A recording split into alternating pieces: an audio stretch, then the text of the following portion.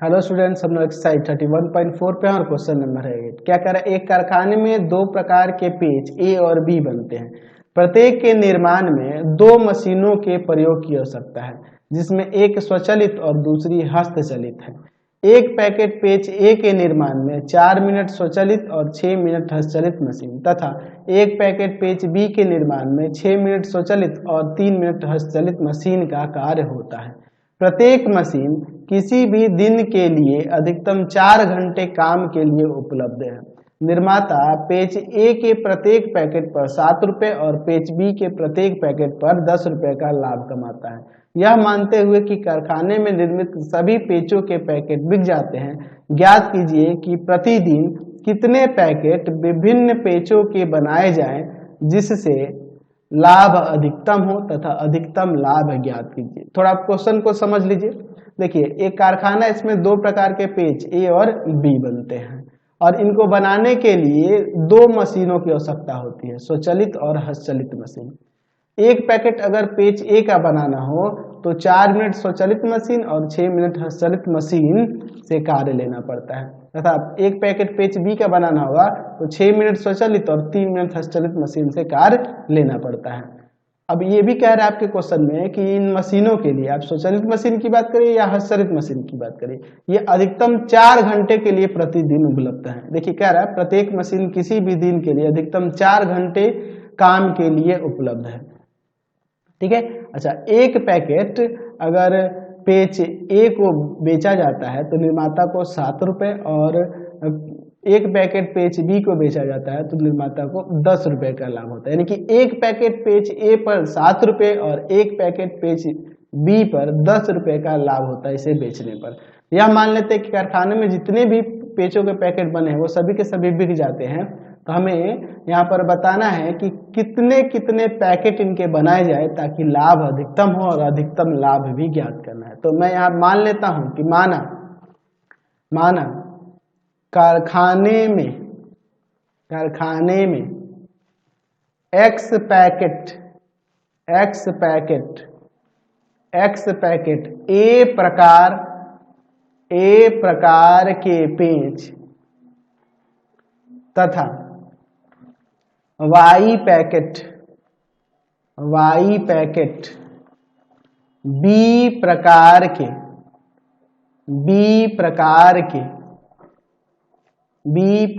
के पेंच बनाने पर लाभ अधिकतम होगा, ऐसा हम लोग यहाँ पर मान लेते हैं। चलिए, अब यहाँ पर हम लोग क्या करते हैं, एक चार्ट बना लेते हैं। ठीक है, इसके लिए जो हमारे पास डाटा दिया है उसके लिए हम लोग यहाँ पर एक चार्ट बना लेते हैं। ठीक है, इसमें 4 रो और 4 कॉलम कर लेते हैं। देख लीजिए, बहुत इंटरेस्टिंग क्वेश्चन है। चलिए, यहाँ पर हम लोग पहले 4 रो और 4 कॉलम बना लेते हैं, फिर हम लोग उसके बाद क्वेश्चन को यहाँ पर आगे देखेंगे। ठीक है, चलिए, ये आपका बन गया। अब इसके बाद देखते हैं, 2 प्रकार की मशीनें हैं और 2 प्रकार के यहाँ पेच बनाने हैं। ठीक है, तो यहाँ पर लिख लेते हैं, इसमें पेच जो है आपका पेच ए और यहाँ पर दूसरा पेच जो है आपका बी है। ठीक है। अच्छा, यहाँ पर स्वचालित मशीन द्वारा लिया गया समय और हस्तचलित मशीन द्वारा। ठीक है, तो यहाँ पे लिख सकते हैं स्वचालित मशीन, जो स्वचालित मशीन है उसके द्वारा लिया गया समय जो लिख देते हैं, है ना। यहाँ पे दिया हुआ है मिनट में, मशीन का द्वारा लिया गया समय। शॉर्ट में ही हमने स्वचालित मशीन लिख दिया, आप समझ लो कि यहाँ पे मैं उसके टाइम को ही लिखूंगा। ठीक है, मिनट में, शॉर्ट में मैं लिख देता हूँ क्योंकि जगह नहीं है। और इसमें हस्तचलित मशीन लिख रहा हूँ, हस्तचलित मशीन। ठीक है, और यहाँ पे लिख दे रहे हैं इसके द्वारा भी समय जो लिया जा रहा है वो मिनट में। ठीक है, अच्छा, यहाँ पे आवश्यकता कितनी की है या उपलब्धता, उपलब्धता समय की उपलब्धता दी गई है ना मशीनों के लिए।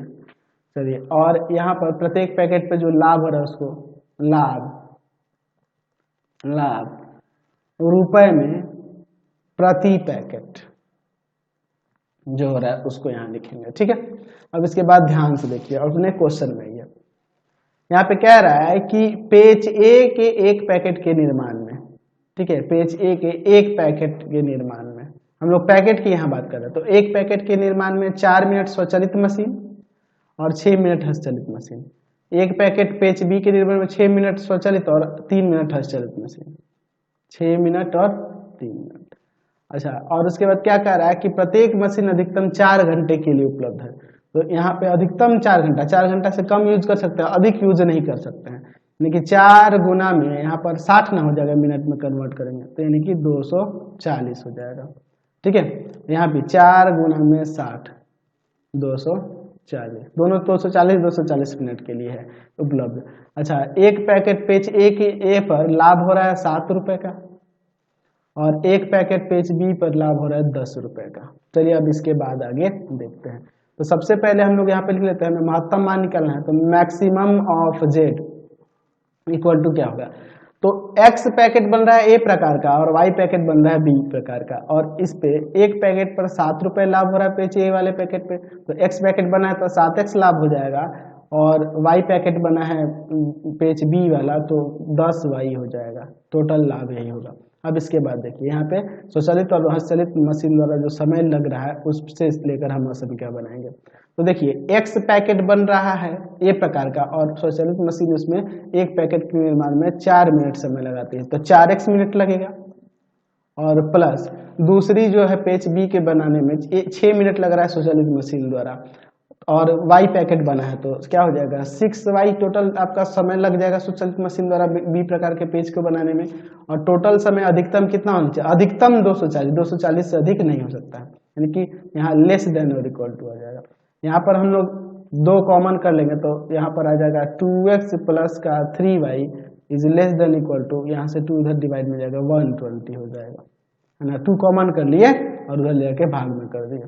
तो दूसरे से देखिए यहाँ से, तो यहाँ से आ जाएगा आपका 6x प्लस का 3y। बात को समझ आना कैसे, क्योंकि हस्तचलित मशीन 6 मिनट लगा रही है पेज ए के निर्माण में, तो और x पैकेट बन रहा है तो 6x हो जाएगा, और 3 मिनट लग रहा है एक पैकेट पेज बी के निर्माण में हस्तचलित मशीन द्वारा, और y पैकेट बना है तो कितना हो जाएगा 3y हो जाएगा, और अधिकतम कितने के लिए तो 240 मिनट, इससे अधिक नहीं हो सकता है।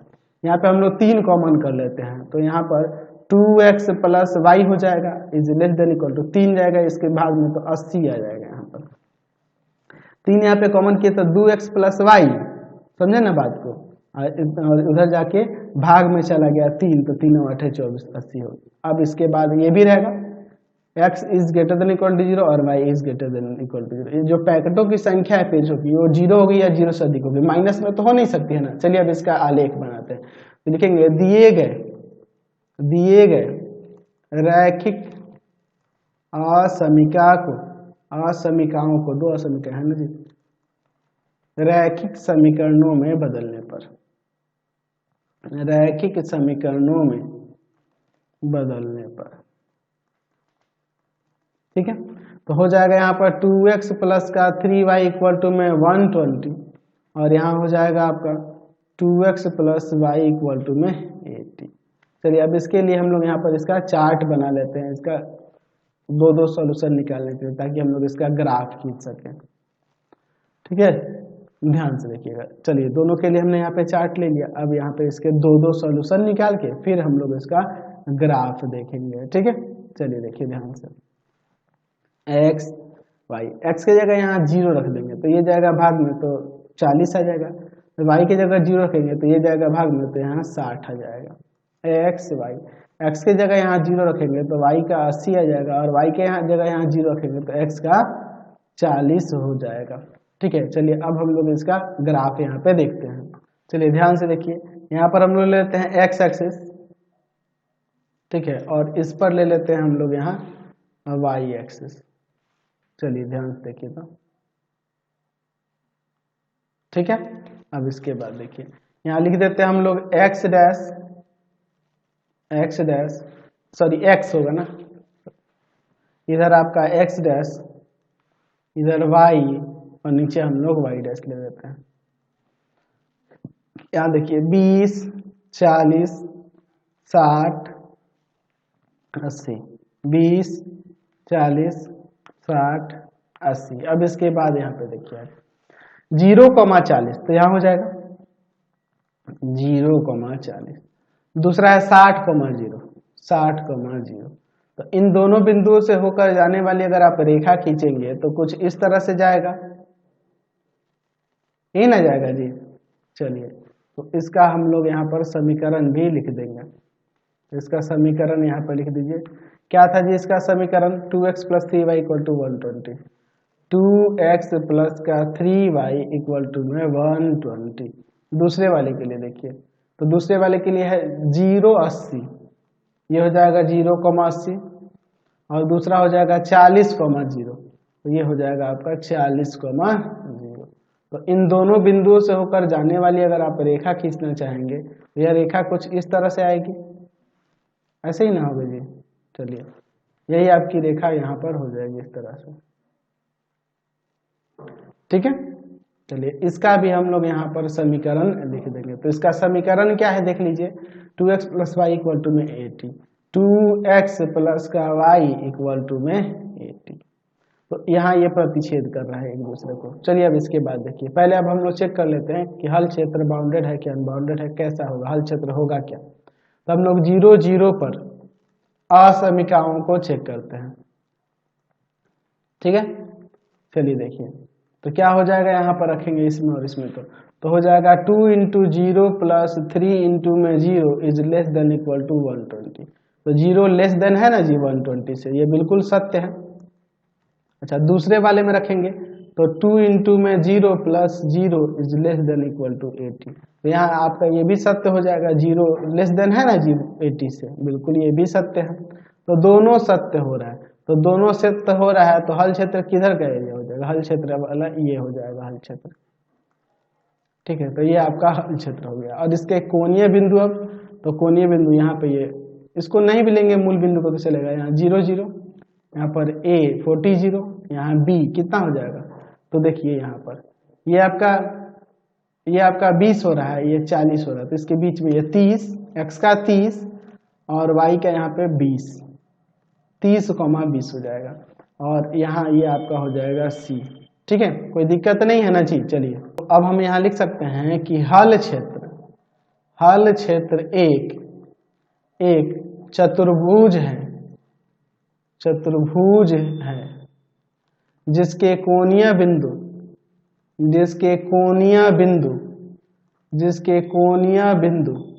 कौन कौन से हैं, O 0, 0, A 40, B 30, 20 तथा C यहाँ पर 0,40 है। तो अब इसके बाद हम लोग इसका यहाँ पर मैक्सिमम वैल्यू निकालने के लिए एक चार्ट यहाँ ले लेते हैं। चलिए ध्यान से देखिएगा, हम लोग यहाँ पर इसमें कुछ कॉलम ले लेते हैं। हो गया, चलो भाई अब इसके बाद देखिए जो यहाँ पर दिया हुआ है इसको लिख लेते हैं कोणीय बिंदु, और आपका इसके मान जो दिए हैं कोणीय बिंदु, और यहाँ पर जो दिया हुआ है z = में क्या था 7x प्लस का 10y था ना, 7x प्लस का 10y, 7x प्लस का 10y। चलिए कोणीय बिंदु को इसमें हम लोग यहाँ पर रख देते हैं 0, 0, 40, 0, 30, 20 और फिर 0, 40। अब इसमें हम लोग रखेंगे तो ये 0 हो जाएगा, यहाँ पर 7 × 28 280, और इसमें यहाँ रखेंगे तो 7, 3, 21 210 और प्लस में 200 410। फिर इसको यहाँ पर रखेंगे तो आपका 400, तो मैक्सिमम 410 ही ना हो रहा है, मैक्सिमम 410 हो रहा है एट 30, 20, ये ना होगा आपका। तो अब हम लिख सकते हैं कि अतः 30 पैकेट ए प्रकार के पेंच तथा 20 पैकेट बी प्रकार के पेंच बनाने पर लाभ अधिकतम होगा। और आपका अधिकतम लाभ क्या हो जाएगा? अधिकतम लाभ जो हो जाएगा 410 रुपए हो जाएगा। समझ गए? कोई दिक्कत नहीं है। क्वेश्चन नंबर 9 देखिए।